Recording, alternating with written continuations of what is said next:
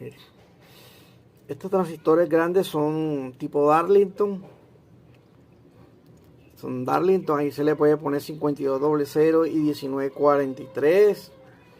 Le puede poner tipo TIC41, A950, 940, MJE 340, 350 o KSE 340, 350, C2073. En fin, depende al voltaje que lo vayas a trabajar.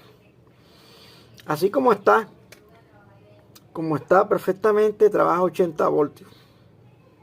Perfecto. 80 voltios. Estos de acá siempre recomienda uno colocárselos un poquito más grandes que estos que van acá. Pero si la vas a trabajar con poco voltaje, con 50 voltios, así, le puedes poner aquí dos TIC41 y 42, y acá TIC42 y acá TIC41. Tiene una particularidad esta tarjeta que si aquí lleva un transistor positivo, este es negativo. Y si acá lleva un positivo, este es negativo. Entonces se complementan. Ya, la señal entra, se amplifica aquí a este integrado TL71. A la vez la señal amplificada llega a estos pequeños que están acá, quienes la amplifican más hacia estos. Y de aquí sale ya hacia los transistores de potencia. Este sería la salida de parlante.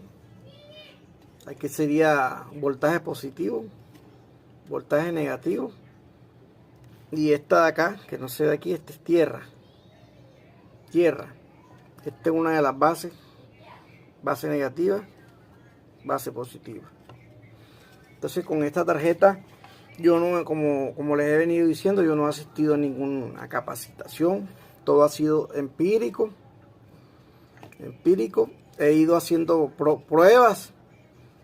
Por ejemplo, estas resistencias de 1000, que día las puse de 1200 y se bajó la potencia. Después las puse de 820 y me distorsionaba. Así. Estas que están aquí, que son de 18K, son las que retienen como voltaje hacia acá, hacia estos transistores. Entonces, si le vas a poner menos de 80 a 70 voltios, estas se pueden bajar un poquito. Pongámosle a 15K. Trabajan bien.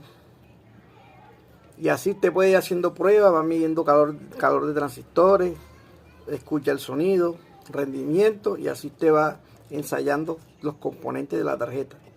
No tengo osciloscopio, no lo he comprado, no lo sé manejar. Todo lo hago de manera empírica y me funciona bien, porque es que la práctica hace el maestro. Bendiciones.